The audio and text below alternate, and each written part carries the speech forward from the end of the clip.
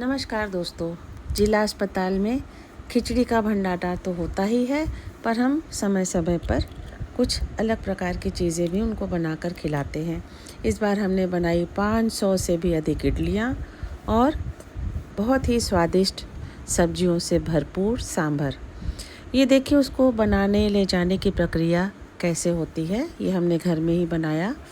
साथ ही साथ आपको एक छोटी सी कहानी भी सुनाते हैं। एक गांव में भैरोमल एक किसान था जो खेती किसानी का काम करता था और बड़ा ही आलसी टाइप का व्यक्ति था। हमेशा मज़दूरों को कहता जाओ खेत में काम करो, जाओ देखो, और ख़ुद कभी जाता नहीं था। तो मज़दूर जो थे अच्छी तरह से काम नहीं करते थे, ना खरपतवार निकालते। धीरे धीरे भैरोमल जो था वो कर्जे में डूबता चला गया। उसी से थोड़ी सी ज़मीन अधिया में लेकर एक और आदमी गांव में था, राम प्रसाद, वो काम करता था। तो वो बड़ी मेहनत से करता, सुबह जल्दी तैयार होकर जाता, लोगों को अपने साथ वहाँ ले जाता और बोलता आओ मिल के काम करें, खेती करें।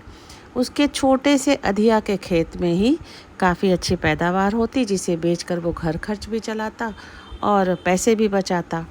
इधर जो भैरोमल था उसका खेत दिन प्रतिदिन उजाड़ होते गया, बिक्री बट्टा नहीं था, अनाज नहीं होता था। धीरे धीरे वो कर्जे में डूब गया। फिर उसने सोचा कि मैं अपना खेत बेच देता हूँ। जब राम प्रसाद ने सुना कि उनका खेत बिक रहा है भैरोमल का, तो उसने कहा भैया आपने मुझे अधिया में दिया है, अपना पूरा खेत मुझे ही बेचना। भैरोमल बड़ा चकरा गया, तू तो मेरे से अधिया में लेके काम करता था। तब उसने बताया कि मैं मेहनत करता था, पैसे बचाता था, उन्हीं पैसों से मैं आपका खेत लूँगा।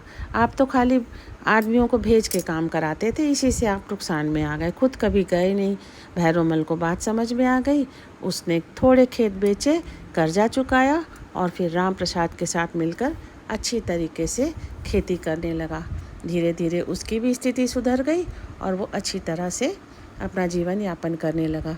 इसी प्रकार हम लोग भी सरस में खुद बनाते हैं, बजाय किसी से मंगवाने के।